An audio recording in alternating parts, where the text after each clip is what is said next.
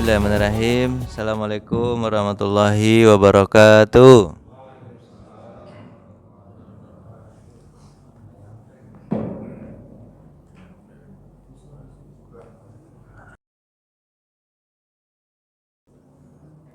Alhamdulillah hamdan thayyiban mubarakan fihi wa yuhibbunallaha kama yardah. Asyhadu an la ilaha illallah, asyhadu anna Muhammadan abduhu wa rasuluhu la nabiyya ba'da, amma ba'du. Jamaah yang dirahmati Allah, kita lanjutkan kajian Mausu'ah fi akhiriz zaman wa malahim al-kubra, ensiklopedi akhir zaman dan kejadian besar.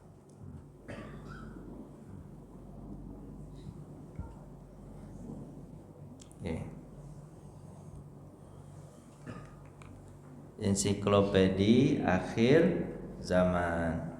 Ternyata ini penting kita pelajari saat sekarang ini. Sepertinya agak tepat deh Pak. Kenapa agak tepat? Orang udah perang-perang semua sekarang, ya kan? Kalau presiden terpilih kita mengatakan apa Pak? Kemungkinan bisa terjadi perang dunia ketiga. Orang udah main bom-bom aja sekarang, ya kan? Kemarin Israel dengan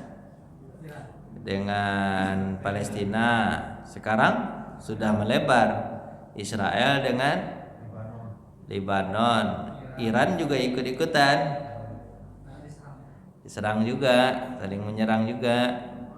Kemarin kabarnya Yaman dengan Inggris nembakin kapal apa? Kapal Inggris yang bawa minyak. Jadi kemungkinan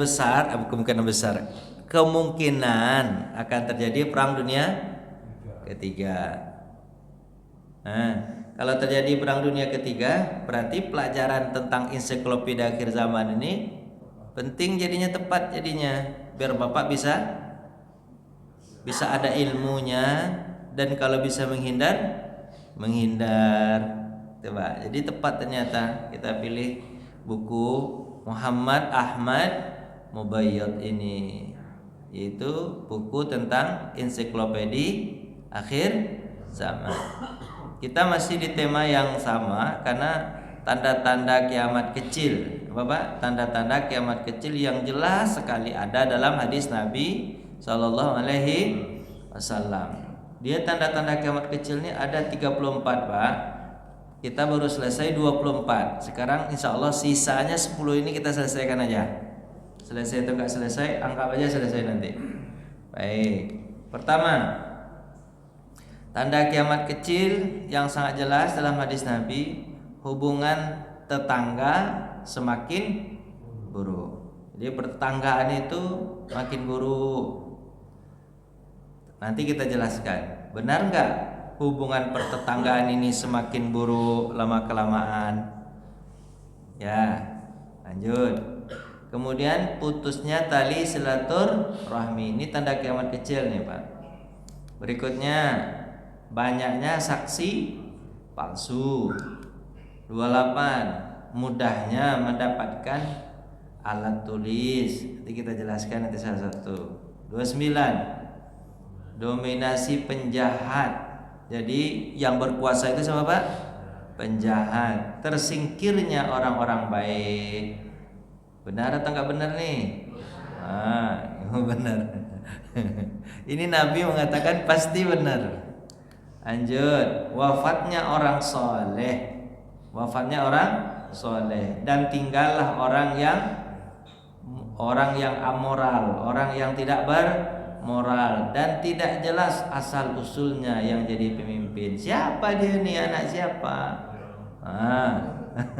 Bapak kok ini bukan saya rekayasa, ini di hadis Nabi Sallallahu Alaihi Wasallam. Ini tulisan Muhammad Ahmad Mubayyad, dan dia bukan orang Indonesia.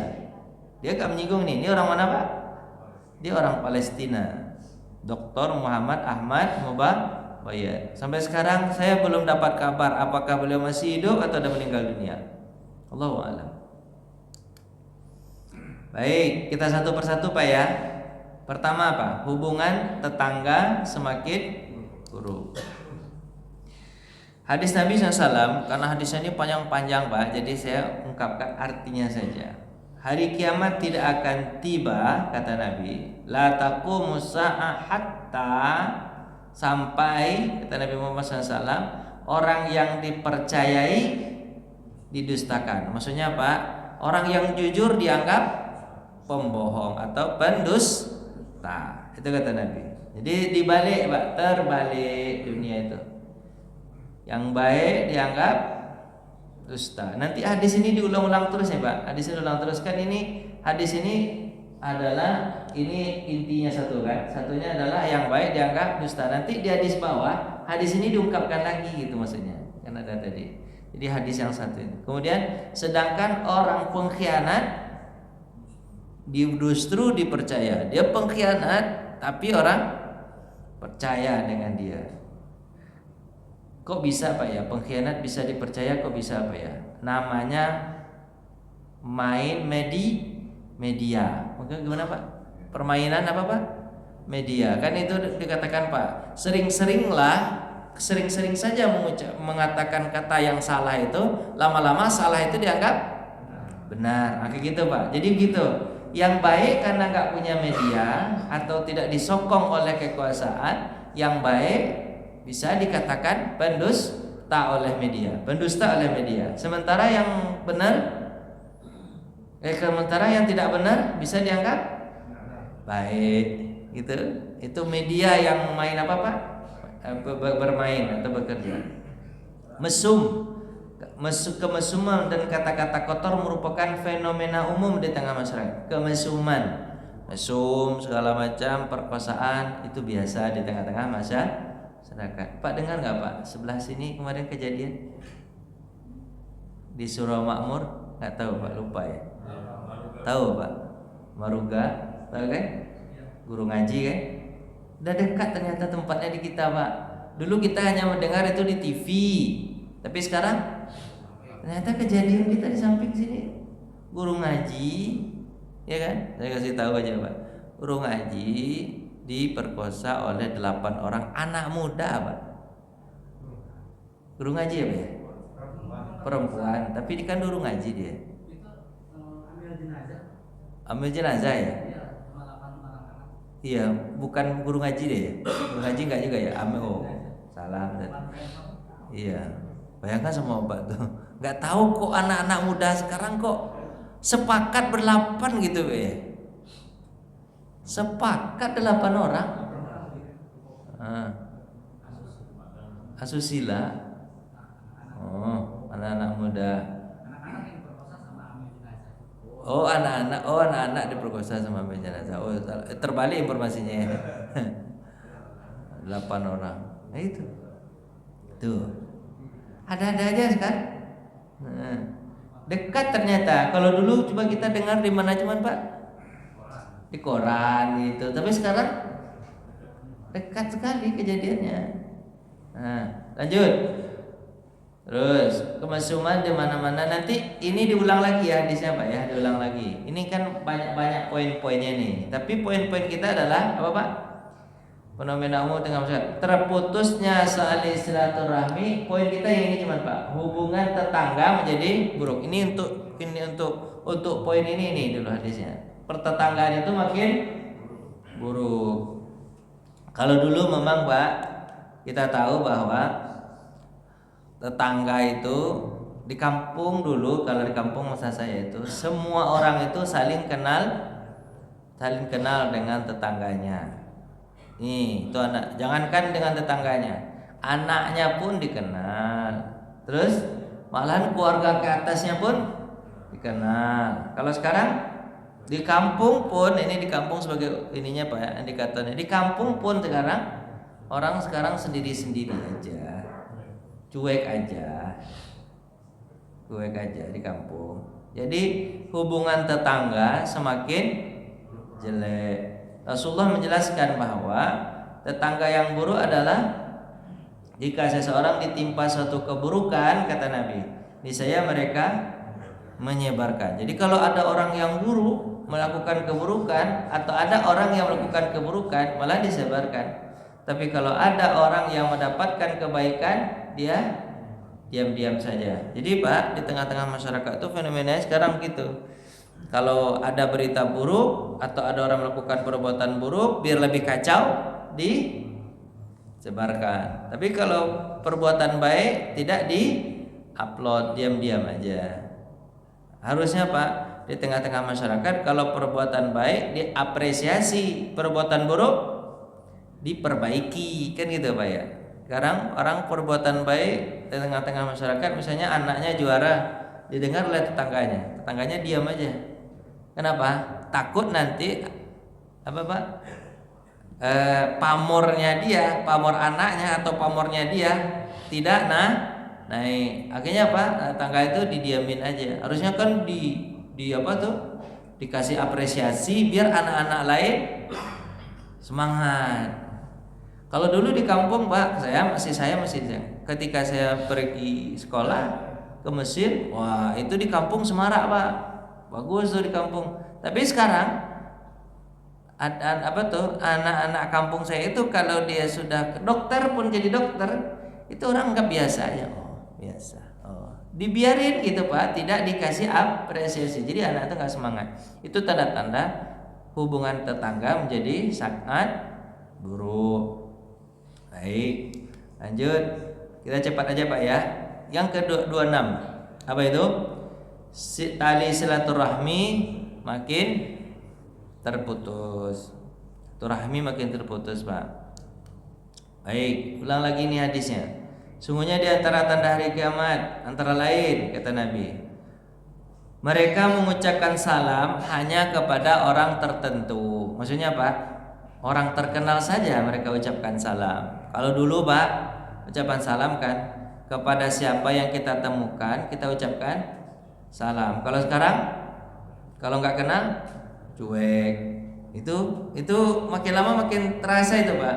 Jangankan Bapak, saya aja jadi apa? Jadi dosen. Kalau sama mahasiswa tuh Pak, di kelas dia tahu kita dosennya. Pas ketika keluar kelas baru aja keluar kelas, ketemu hidung kita dengan hidung dia, nggak sapanya kita. Itu mahasiswa sekarang modelnya begitu. Mahasiswa sekarang Pak, modelnya begitu. Ketemu hidung kita dengan hidung dia, padahal saya sudah melihatnya Pak, supaya saya bisa menyapa dia. Saya nggak apa-apa duluan nyapa dia gitu kan. Saya lihat gitu dari jauh, dia sudah lihat gitu kan ya, anaknya ini kan. Saya mau sapa Pak, enggak Pak, cuek, pura-pura nggak kenal. Emang wajah saya ini mudah cepat dilupakan atau gimana nih? Tapi enggak satu mahasiswa, banyak mahasiswa Pak, banyak mahasiswa hanya mengucapkan salam. Maaf ini Pak, maaf ini gini. Saya beberapa kali kejadian, mungkin sering kejadiannya, Bapak kalau datang ke rumah teman Bapak, kemana? Ke rumah teman Bapak, anak Bapak misalnya sudah SMP atau SMA atau apalah gitu ya, dia mau sekolah gitu kan, mau pakai motor sendiri.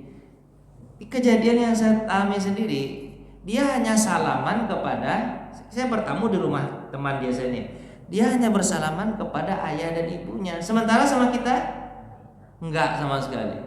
Harusnya orang tua tuh tegur tuh. Orang tua tuh tegur kan. Kalau dulu ketika saya ketika saya kecil, ada tamu di rumah, terus saya mau keluar, pamit sama orang tua. Orang tua pasti nyuruh salam sama bapak ini, salam sama om, salam sama paman, salam sama mama, salam sama apa, salam. Nyapa nih. Dikenalkan kita oleh orang tua kita kepada teman dia, sama tamunya dia. Tapi kalau sekarang Pak, cuek aja. Dia salam sama ayahnya. Untung dia salam sama ayahnya. Kadang dia gak salam sama ayahnya, pergi aja dicelonong. Ayahnya baru tuh, kemana tuh? Nah, baru kayak gitu kan. Nggak dikasih tahunya dia mau pergi kemana. Ayahnya baru apa? Nanya, kadang begitu lebih parah ya. Nama ayahnya pun dia tidak salaman, tidak pamitan. Nah, jadi sekarang begitu Pak.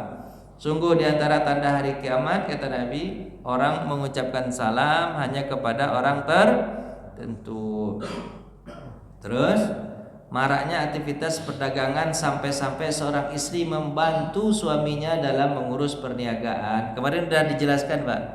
Yang ini poin ini kan. Maksudnya apa, Pak? Apa salahnya sih istri bantu suami berdagang? Nggak salah, sebenarnya nggak salah. Cuma biasanya sekarang perdagangan itu dilariskan dengan wanita. Itu maksudnya gitu, Pak ya. Dia dagang mobil, tapi di samping mobil ada siapa? SPG, ada perempuan. Apa hubungannya mobil dengan perempuan? Menarik. Orang jadi beli mobilnya bukan karena mobilnya bagus, tapi karena SPG-nya lenggak-lenggok. Jadi orang tertarik di situ. Nah, di situ istri itu udah begitu. Memang nih Pak ya. Kadang-kadang pelanggan itu dia datang bukan karena barang dagangannya yang bagus, tapi kenapa? Dilayani oleh wanita. Nah, termasuk istrinya tuh. Istrinya itu kadang lebih akrab dengan pelanggan daripada kepada suaminya. Nah, itu maksudnya itu, Pak. Atau gini lagi kita jelaskan kemarin itu, tanda-tanda kiamat kecil itu, istri itu kerja itu dia meninggalkan rumah yang harus dia jaga. Istri nggak masak lagi, anak-anak tidak akrab lagi dengan rumah dibiarkan begitu saja. Akhirnya Bapak tidak terkontrol, anak-anak berantakan. Harusnya kan ada yang menjagai anak, sementara yang mencari dana atau nafkah adalah suami. Tapi yang jagain anak harusnya ada. Anak itu harus dijagain 24 jam. Kalau nggak dijagain liar nanti anak tuh. Nah, sekarang karena kebutuhan, kan alasan orang karena apa? Kebutuhan. Tapi sebenarnya nggak butuh betul Pak sebenarnya Pak ya. Kebutuhan sekarang ini kan memang ya naik kebutuhan. Tapi kan kebanyakan orang bukan kebutuhan, keinginan yang dianggap kebutuhan. Ya kan, keinginan itu kan orang punya mobil, dia menganggap butuh pula mobil, padahal angkot banyak. Orang punya motor, dia kepengen punya motor juga, padahal ojek ada, gitu kan. Malahan ojek banyak nganggur, ya kan. Orang pergi jalan-jalan, dianggap kebutuhan pula jalan-jalan itu, padahal mutar-mutar di komplek pun udah capek dia itu. Jalan-jalan juga kan.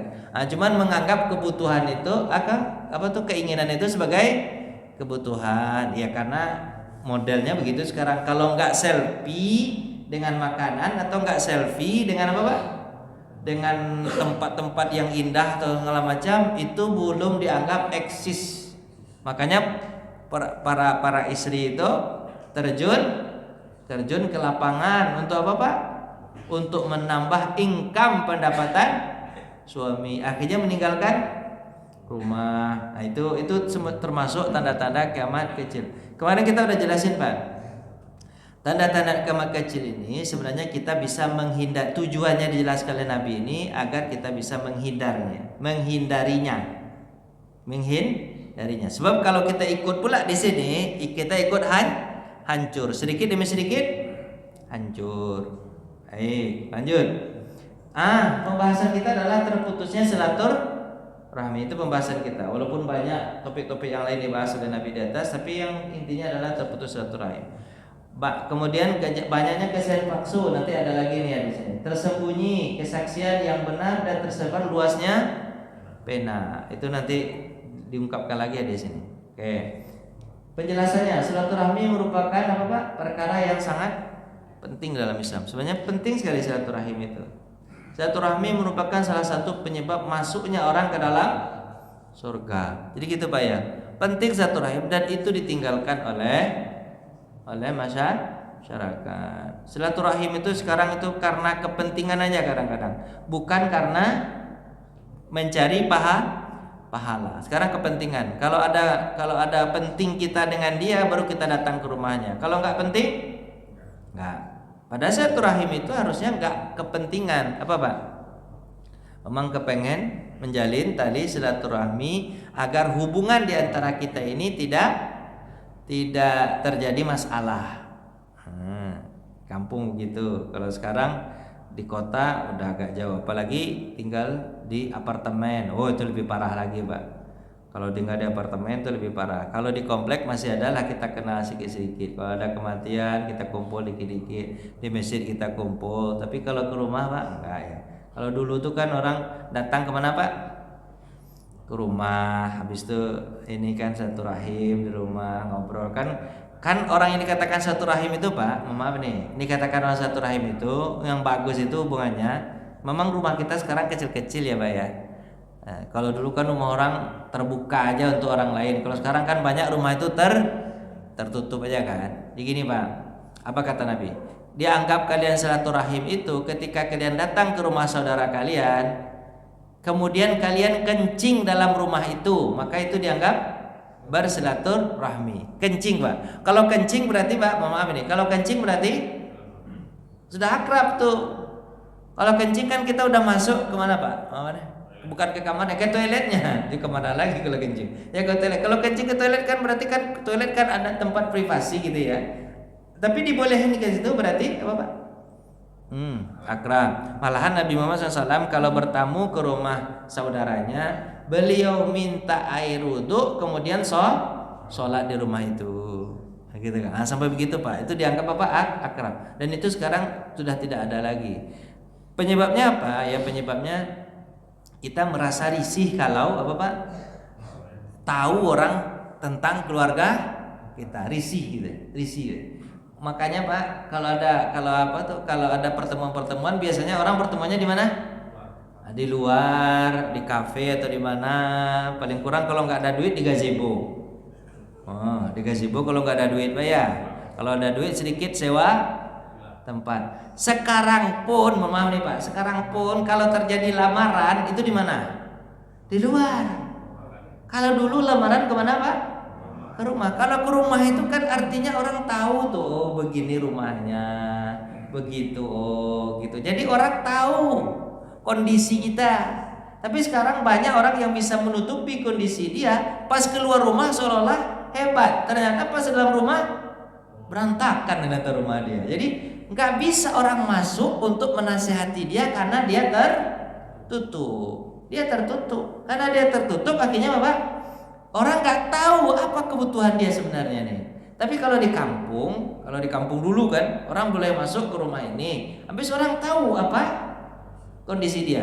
Dan sekarang banyak maaf ini silaturahim ini karena nggak terjalin Pak. Kadang-kadang Pak di samping rumah kita ternyata itu adalah seorang pencuri atau pembunuh atau pemerkosa, kadang begitu. Saking nggak taunya Pak kita terhadap apa? Tetangga kita itu. Ternyata dia adalah, kalau yang parahnya apa? Eksidivis, pencuri, pemerkosa segala macam. Kita nggak tahu.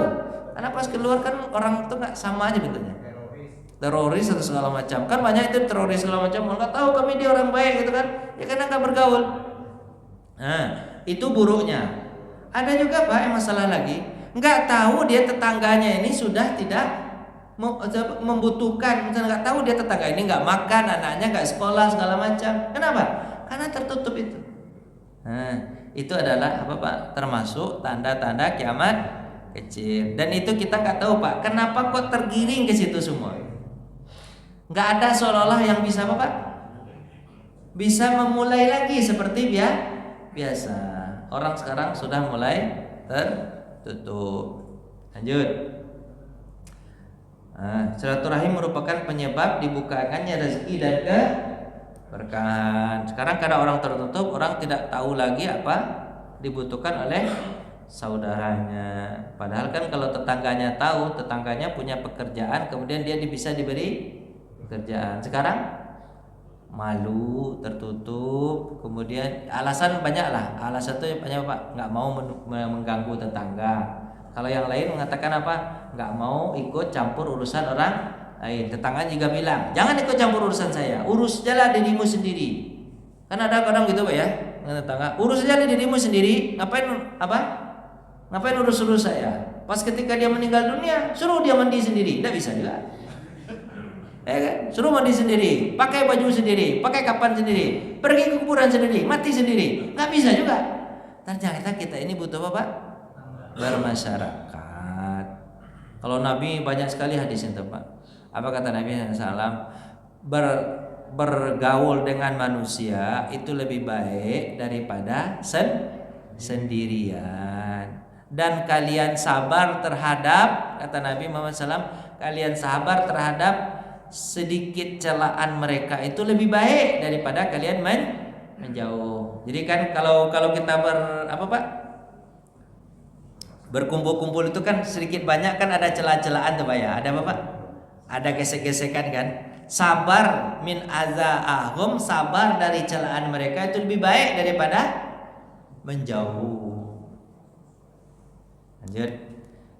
Lanjut berikutnya itu satu rahim itu Pak, terasa betul tuh. Sekarang yang ke-27, banyak kesaksian palsu. Oke, sungguh di antara tanda-tanda kiamat adalah mengucapkan salam. Tadi udah lagi Pak ya, hanya kepada orang tertentu.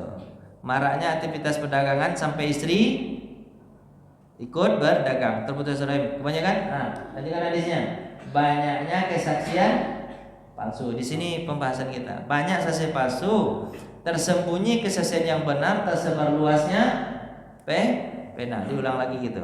Kesaksian palsu. Kan? Kesaksian palsu itu apa Pak? Banyak, mohon maaf ini Pak ya. Kalau kerjanya jaksa, kemudian apa lagi Pak? Yang suka itu Pak, pengacara. Yang dibelanya siapa Pak? Yang bayar. Atau saksi sendiri. Yang dibela siapa? Yang ngasih duit. Kemarin tuh kasus yang sampai bosan kita nonton di TV 2 bulan tuh. Entah siapa-siapa aja Pak.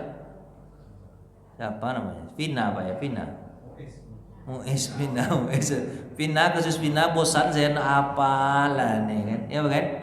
Nah itu kan ada katanya ketua RT-nya memberikan kesaksian palsu. Kan dicari-cari sama siapa Pak? Yang keluarga dari yang tertuduh kan. Itu.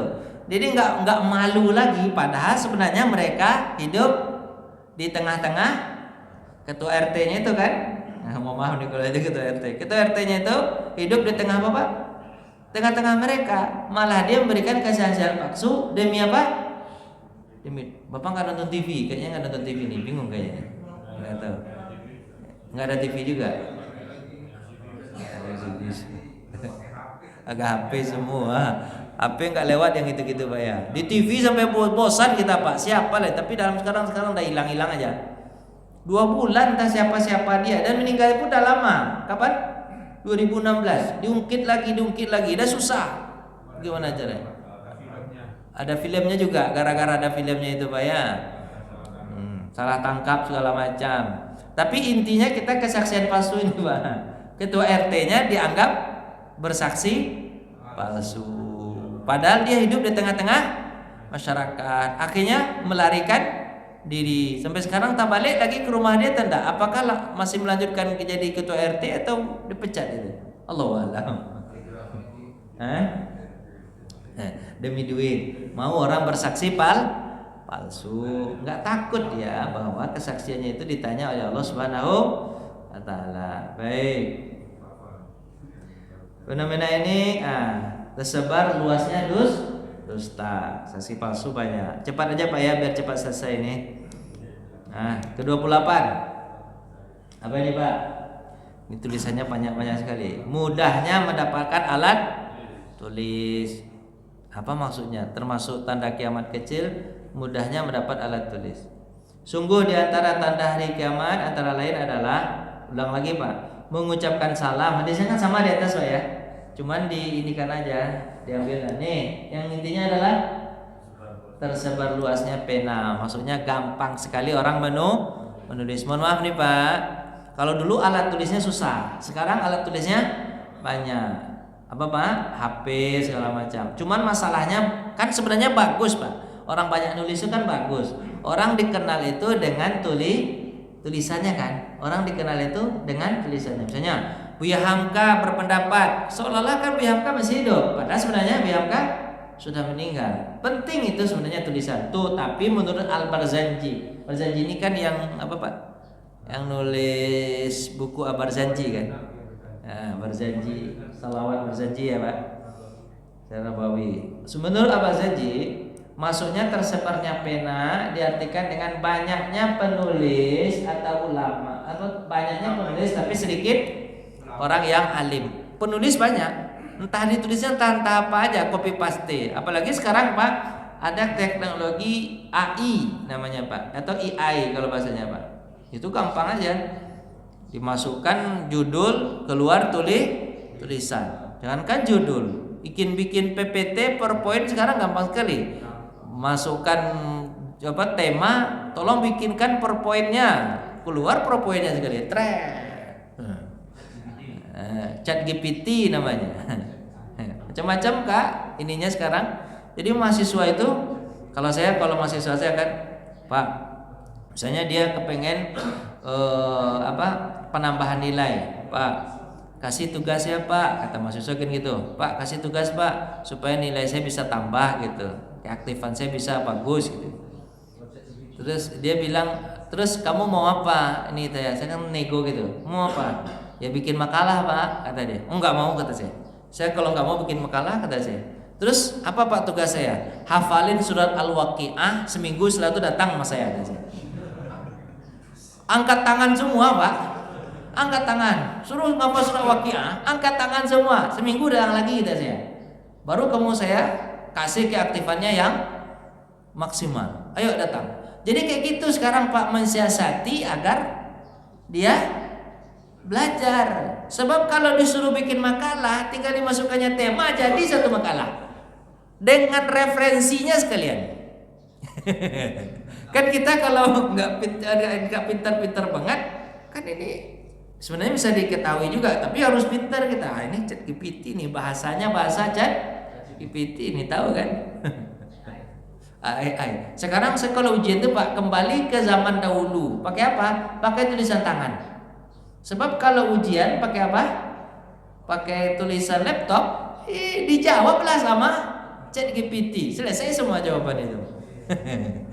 Harus pintar-pintar pula kita jadi dosen sekarang. Tulis tangan ya. Terus mereka pasti itu Pak, kalau disuruh tulis tangan, kan tulisan mereka jelek-jelek karena sudah tidak terbiasa nulis. Tulis tangan aja, kata saya. Pak, capek Pak nulis tangan.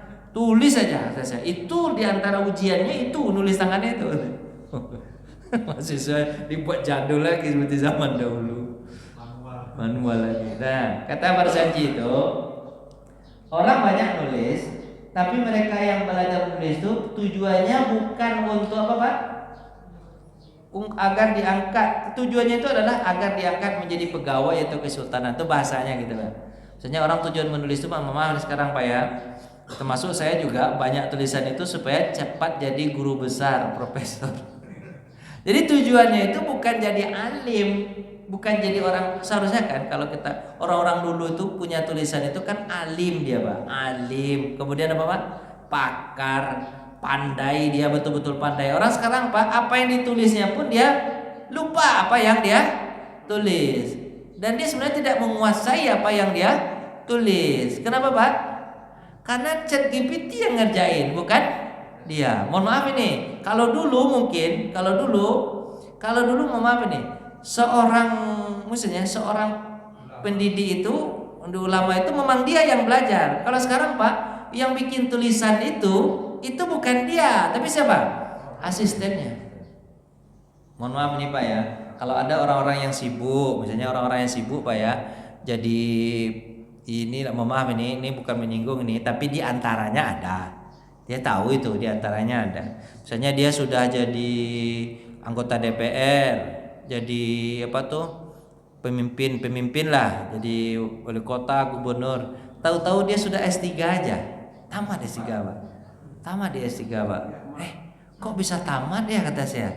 Saya dulu di di UIN ada tuh pejabat yang tahu-tahu dia tamat aja. Saya bilang, saya jadi ketua kelas nih. Saya ketua kelas Pak. Ketua kelas itu sampai tamat. Pak semester itu saya jadi ketua kelas. Enggak diganti-ganti sama kawan-kawan. Tak mau. Padahal kawan-kawannya berganti-ganti, tapi tetap saya aja dipilih jadi ketua kelas. Ini dia gak pernah kuliah nih, kata saya kan. Gak pernah muncul di kuliah. Tahu-tahu? Sudah aja. Tapi dia pejabat Pak. Dia pejabat Pak. Kok bisa ya, kata saya. Hebat ya, kata saya. Bisa. Pintar dia mungkin. Kok bisa nggak kuliah muncul? Padahal Pak, kalau di maaf nih, di kehadiran itu, kalau di UIN ketat Pak, kalau S3 itu. Kehadiran itu harus 75%. Kalau nggak 75% kehadiran, itu tidak boleh kan UTS dan wah, syaratnya begitu. Tapi dia jadi. Jangan itu Pak, jangan kan begitu. Orang baru dapat ini karena dia berpangkat jabatan langsung dapat profesor. Itu kan heboh sekarang Pak. Orang yang susah profesor dari bawah atau meneliti dikit-dikit kumpulin apa Pak tulisan, tahu-tahu dia langsung profesor aja. Apa kata saya, malas lah kuliah nih, kita ada capek-capek kuliah, langsung bisa profesor. Lebih baik apa Pak, nggak kuliah aja, kejar aja jadi pejabat. Lah jadi pejabat nanti langsung minta profesor. Jadi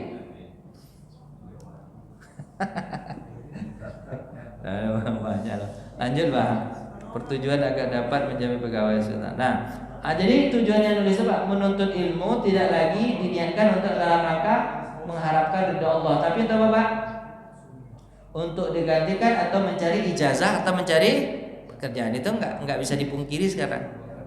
Orang kuliah untuk ijazah, untuk kerja, jabatan atau kedudukan, untuk mencari dunia, bukan untuk mencari ridho. Kalau sekarang kan orang belajar itu supaya jadi orang baik. Gitulah Pak. Jadi gitu. Mohon maaf nih Pak ya. Sekarang itu kan mahasiswa, saya sudah kasih tahu tuh mahasiswa. Gini, kalian ini kata saya kan kuliah kalian, terus nggak serius kalian kuliah. Yang penting dapat nih nilai segala macam. Habis itu kan dapat nilai. Datang kadang-kadang malah pas sampai dia di kelas main HP, nggak diperhatikannya. Makanya saya kalau kuliah itu Pak, salah satu peraturannya itu HP nggak boleh dipegang, masuk ke dalam tas. Siapa yang megang HP nanti saya ambil.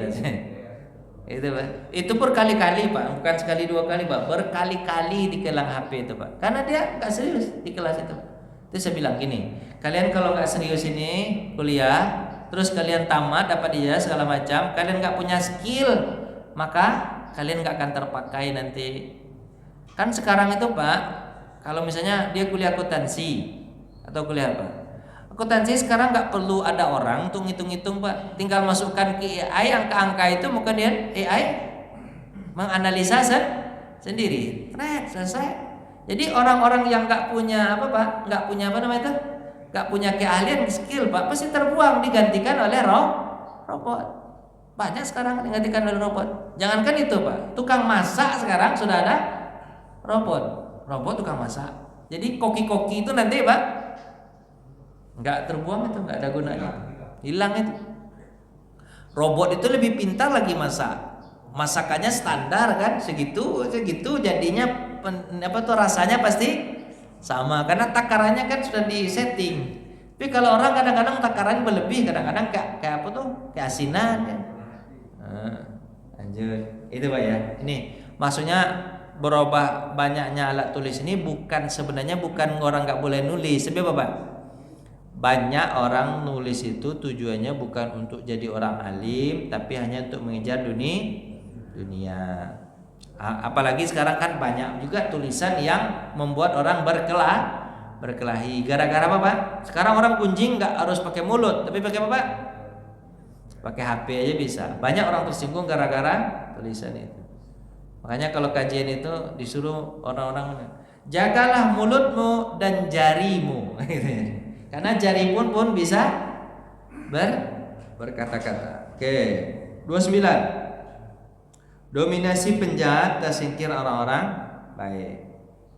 Ketahuilah kata Nabi, tanda-tanda hari kiamat itu adalah orang-orang jahat kejam diangkat menjadi pemimpin, sedangkan orang yang baik, orang pilihan dihinakan. Konsepnya itu sih Pak. Yang baik diapain Pak?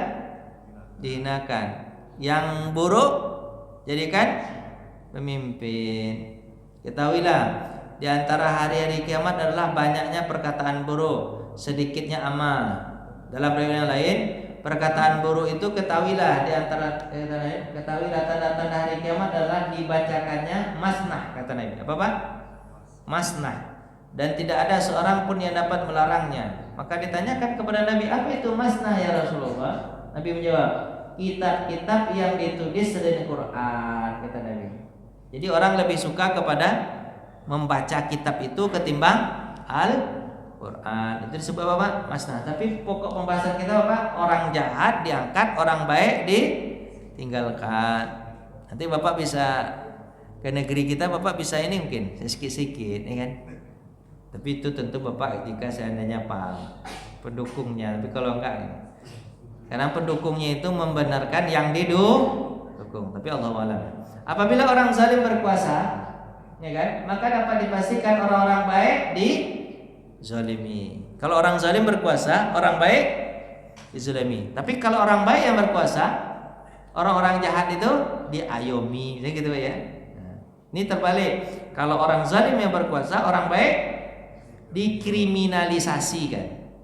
Nah, dicari-cari kesalahannya. Nah, bahkan orang-orang zalim itu telah sampai kepada menuduh orang baik sebagai provokator. Itu jadi Bapak ini tanda kiamat kecil kan nih Pak? Udah terjadi belum nih? Nah, Pak tahu udah terjadi.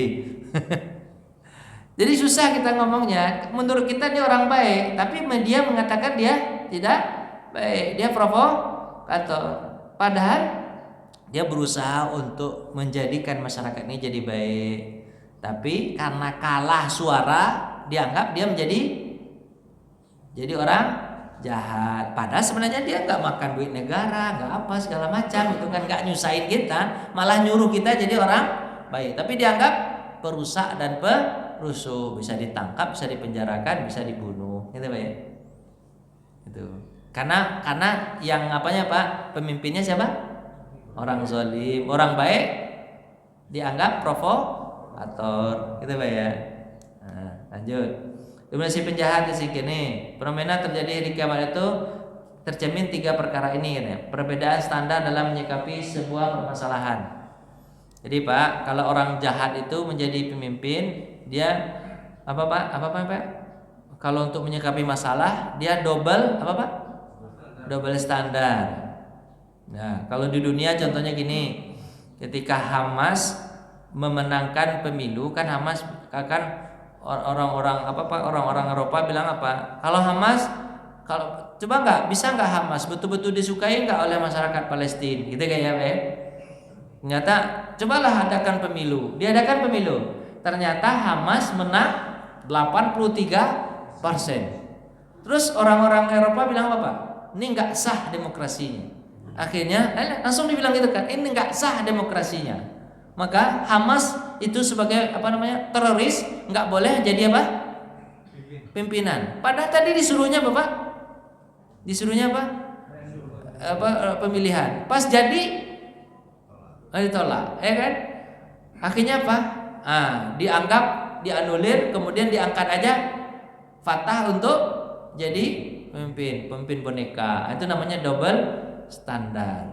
Ya kan, disuruh demokrasi, orang ikut demokrasi, pas menang dianulir. Di kita juga begitu, double standar ini Pak.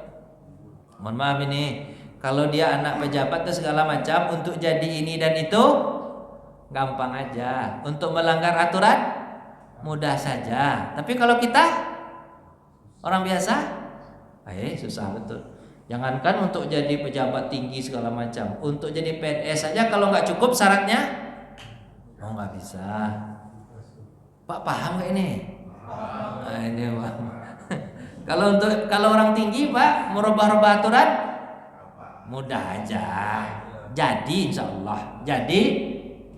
Tapi kalau orang bawahan Pak, ini namanya double standar. Orang bawahan pas foto aja kurang, ditolak. Pas foto diminta 4 misalnya, contohnya syaratnya untuk mendaftar jadi ini. Pas foto berapa Pak? 4, tapi kurang 1, ditolak.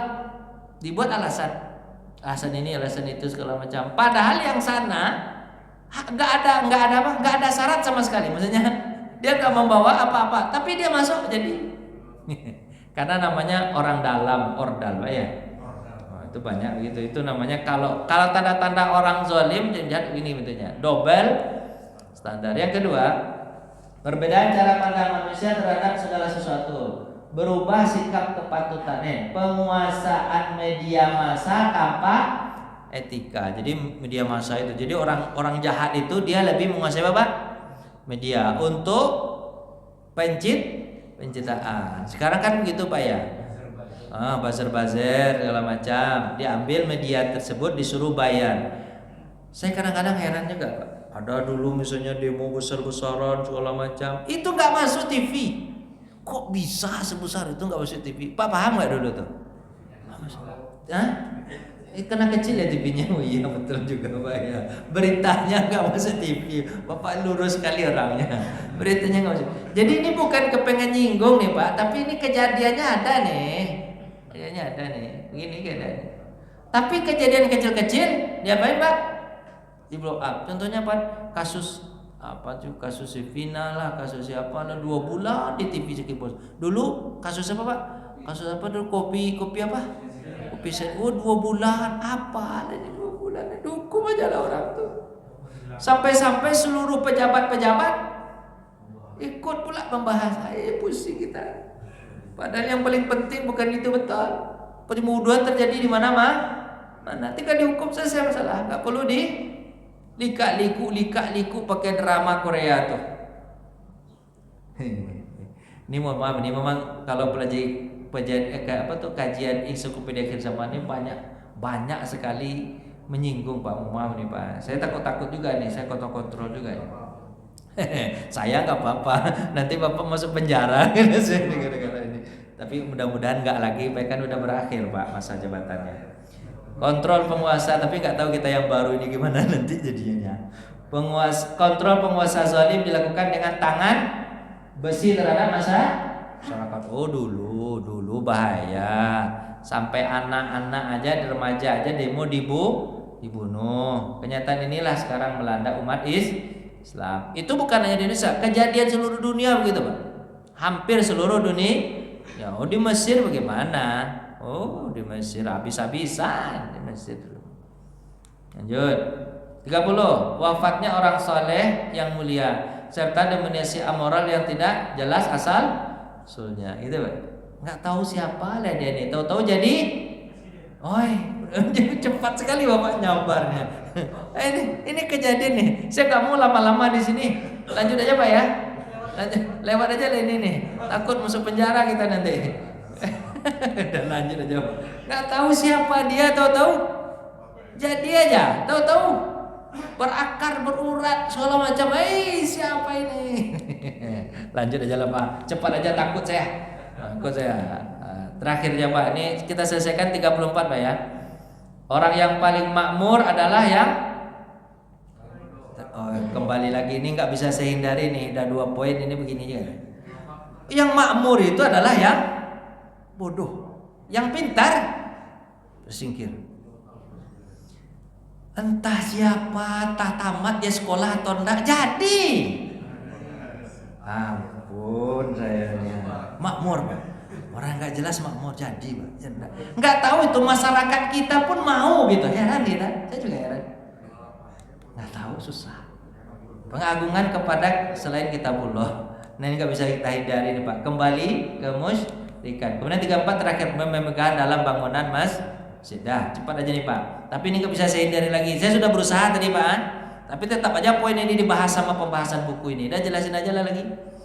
Nah 31. Orang paling makmur adalah orang yang tercela atau bodoh. Hari kiamat kata Nabi SAW tidak akan terjadi sehingga orang-orang yang paling bahagia atau paling makmur pada masa menjelang kedatangan kiamat itu dengan kehidupan dunia itu adalah makmurnya namanya Pak luka bin luka. Nabi bahasanya istilahnya gitu. Nabi kalau mengatakan orang langsung itu pakai istilah biasanya Pak. Siapa namanya Pak? Luka bin luka. Padahal ini bukan nama orang Pak, tapi apa? Bodoh ditambah anak bodoh ditambah tolol. Itu yang terangkat. Udahlah dia bodoh, anaknya tolol tapi terangkat. Bahasanya kencang betul Pak ya. Gimana?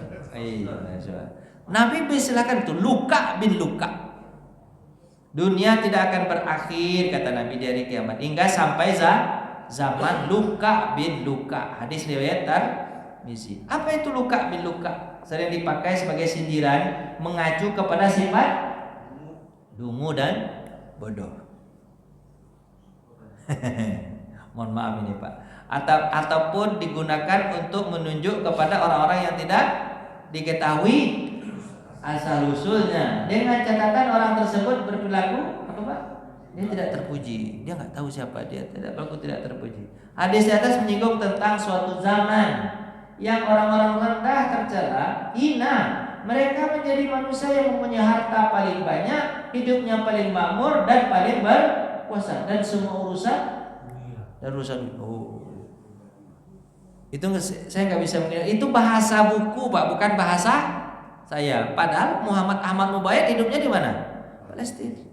Tapi karena ini bahasa hadis, jadi umum kan nggak semua. Mohon maaf ini Pak, lanjut cepat aja Pak ya. Saya takut lama-lama di situ. Lanjut di sini. Apa Pak? Yang ke-32, pengagungan selain kitabullah. Dan dibacakanlah di hadapan orang-orang musnah. Apa namanya Pak? Musnah. Aku perawi bertanya, apa itu musnah ya Rasulullah? Musnah apa Pak? Kata Nabi SAW, musnah itu kitab atau tulisan selain. Jadi orang banyak sekarang mau memahami nih Pak, orang lebih suka baca WA daripada baca Quran. Padahal di HP-nya itu ada Quran. Jadi orang lebih cikekak-cikiki Pak, ketika Bapak lebih senang baca WA. Memahami nih, termasuk kita juga tersindir pula kita Pak. Pokok kalau buka HP itu yang pertama baca Bapak WA. Grup dibaca, padahal grup itu 1000 tulisan. Maksudnya ada 1000 komen di situ. Dibaca satu. Termasuk juga saya Pak. Berjam-jam di HP itu Pak. Jadi kalaupun ini misalnya kan kalau nggak ada WA, udah sekarang ada apa namanya Instagram, buka Instagram aja itu. Padahal Instagram itu yang membuat video banyak banget. Atau buka TikTok,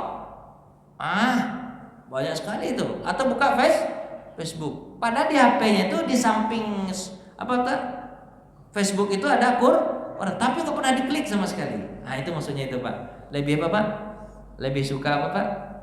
Maslahat selain kitab Allah. Cepat aja Pak, ibu-ibu udah mau pulang. Kembalinya ke musyrikan. Hari kiamat tidak akan datang sebelum beberapa kelompok dari umat ini bergabung dengan orang-orang musyrik. Sampai-sampai mereka pun turut menyembah berhala. Ada nggak Pak? Ini Pak. Ini saking toleransinya ikut beribadah di tempat orang, atau orang lain diajak ibadah tempat dia. Kan risih sebenarnya Pak. Non muslim disuruh masuk ke dalam masjid. Kan risih. Kan nggak perlu Bapak, menurut Bapak perlu nggak toleransi yang begitu-begitu Pak? Bapak datang ke tempat ibadah dia, ini kita baik-baikan ya, kita baikkan toleransi kita, baik-baikan. Saya datang ke tempat ibadahmu juga begini-gini, nanti ke berhalamu. Ada kan begitu Pak? Ada nggak? Itu tanda kiamat. Atau orang lain disuruh datang ke tempat ibadah kita, habis itu disuruh gitu juga, sinterklas segala macam lah. Itu kan perlu nggak begitu Pak? Mereka risih nggak kira-kira Pak? Kalau dia datang ke tempat ibadah kita, risih nggak Pak? Risih lah. Kita ke tempat mereka juga risih. Maksudnya kalau kita ibadah ikut dengan mereka, kita nggak enak hati juga. Pasti nggak enak hati kita tuh. Melawan kan itu iman. Dia juga datang ke tempat kita itu, dia juga risih. Apakah perlu? Itu tuh sampai-sampai itu tandanya hari kiamat. Apa Pak? Panggul-panggul segala macam. Udah lupa cepat aja udah habis ya Pak. Nih, bermegah dalam bangunan masjid. Masjid itu dibangun hanya untuk apa? Megah-megah, bukan untuk kemakmurkan ibadah, hanya untuk sekedar dikenal aja. Misalnya sekarang orang Pak bangun-bangun masjid itu Pak, tujuannya apa? Biar ada ikon di kampung kita, biar ada ikon di mana? Di kota kita, di kabupaten kita, di provinsi kita, di negara kita. Biar ada ikon, sebagai ikon aja. Tapi masyarakatnya, imannya tidak dibina. Harusnya kan imannya dibina, itu yang paling penting. masjidnya nanti kalau imannya udah, kalau butuh peluasan, orang yang dalam itu pun gerah kan, kalau dia sudah sempit pasti dia apa Pak? Mak bangun. Tapi sekarang apa? Orang mendahulukan membangun masjid ketimbang membangun iman. Itu tanda-tanda kiamat ini Pak. Tanda-tanda apa Pak? Kiamat kecil. Nih, lanjut. Apakah enggak, ini Bapak mengatakan apakah boleh bangun masjid Pak? Boleh enggak bangun masjid? Boleh, bagus itu kan. Cuman masalahnya tujuannya sudah bergeser. Untuk apa tujuannya? Untuk ria. Untuk apa? Ingin dipu. Oh, si Anu yang bangun, si Anu. Bagus sekali masjidnya. Oh, bagus, si Anu yang bangun, si Anu yang bangun. Itu aja tujuannya Pak. Bukan tujuannya Pak untuk. Akhirnya kadang-kadang Pak, kalau dulu kan orang bangun masjid untuk siapa Pak? Bersama-sama masyarakat. Akhirnya masyarakat merasa apa Pak? Memiliki bersama. Kalau sekarang orang udah bangun masjid apa? Sendiri. Malah nggak dibolehin orang itu ikut. Tujuannya apa Pak? Ria. Sebenarnya bangun masjid sendiri Pak. Dah, ini contoh-contoh masjid. Maksudnya Masjidil Haram Makkah, bukan ini kan bagus ya Pak. Tapi tujuannya sekarang diperbagus segala macam. Tujuannya apa Pak? Ya, untuk dikatakan masjid termegah. Masjid Nabawi juga gitu kan. Ya nggak apa-apa sih, bagus, fasilitasnya bagus, enak segala macam. Ya kan, tapi tujuannya itu kadang-kadang salah. Ini masa pemimpinan saya nih, masa masjidnya jadi apa Pak? Jadi megah begini. Wah, gitu. Tujuannya cuma itu. Nih, masjid-masjid banyak ya, Masjid Aqsa juga kena, masjid ini juga kena. Semuanya disebutkan di situ dalam buku ini. Sementara rakyat Palestina mati-matian enggak diapa-apain. Sementara yang lain di Afrika, orang Islam segala macam mati-matian kelaparan, biarin. Dia sibuk bangun masjid dengan harga mahal banget. Dah, selesai Pak. Bis. Tuh, termasuk juga Indonesia kena nih di sini nih. Bawah juga kena nih. Malaysia kena semua Pak. Di dalam buku itu digambarkan. Nih, contoh-contoh masjid megah, tapi orang lain lebih mementingkan bangunan daripada manusia. Padahal yang penting itu manusia, bukan bangunan. Bapak mau nanya atau enggak ya? Kayaknya takut kan nanya kan? Cukup ya Pak ya, kita pulang aja ya. Makasih. Kita tutup dengan baca hamdalah. Assalamualaikum warahmatullahi wabarakatuh.